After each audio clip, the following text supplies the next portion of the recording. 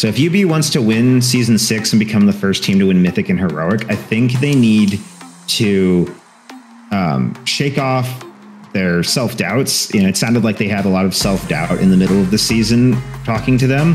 And I'm not sure how much that was, but I think that's why we saw them get a little shaky around there.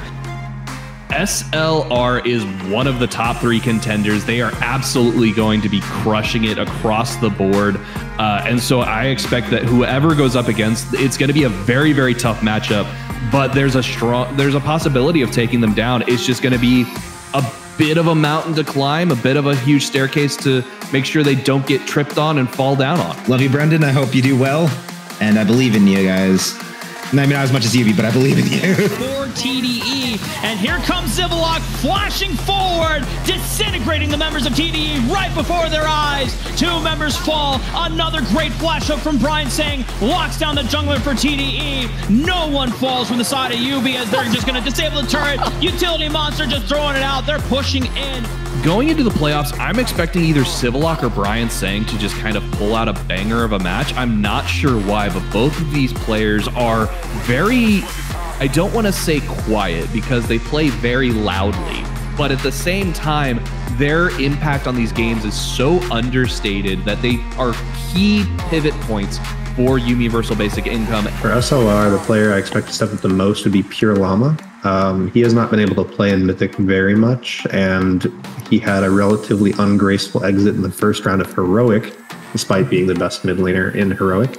So I would like to see his revenge tour kind of come back in Mythic and show the dominance that he can kind of assert because he's insane. I think what makes SLR a unique team is their approach to this season.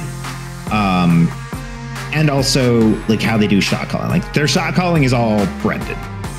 The rest of them aren't on it. It's just Brendan. Brendan makes the calls. He is directing the flow of the map. He is controlling everything like a commander controls his army. And you know, the team, they don't practice as much as other teams, and yet they still manage to do well because of how good Brendan's shot calling. Guilty's getting burst down completely instantly, but if you weren't, look at the base. The base is gone. Nexus turret 1 is down. Orphic is just doing Orphic things. Why are they letting him do this? SLR is just holding them off, making sure that they don't back away. There's nothing they can do to stop it. The second Nexus turret is down, the Nexus is getting hit, and that is going to be game as SLR wins the split push and takes the game. I do not think there is a world where we do not have YUBI in the grand finals. They are going to be a team that is just absolutely monstrous, and it's basically going to be a situation where we're not going to be looking to see them win. We're going to be looking to see who can even take them down.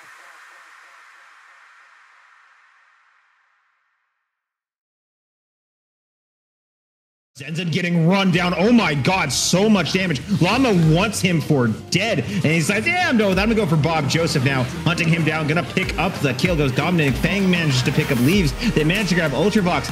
Llama finally goes down, but I don't think it's gonna be enough. The kill goes to Javi, and now Javi's being hunted. Zenzen with these rockets alongside Corky, and that is gonna be huge as we see Warren fall. Red managing to pick them off one by one. Claw manages to find Llama. Llama's gonna be cut out and burned away. Too much here right now, though. He looks like he's about to get caught out. Now there's room for Ultravox to deal a lot of damage here. That Irelia is disgusting at this point, and is going to try and take this one 1 versus 3. Really able to help him in that excursion, and now it's 5-on-4 advantage. Jaffe already chunked out. Bob Joseph goes in for one last ditch effort, but the disintegration ray just tears them apart. The front line is gone, and it's only Ultravox, it's only Spencer to defend against the remaining members of YUBI, but it won't even be a chance.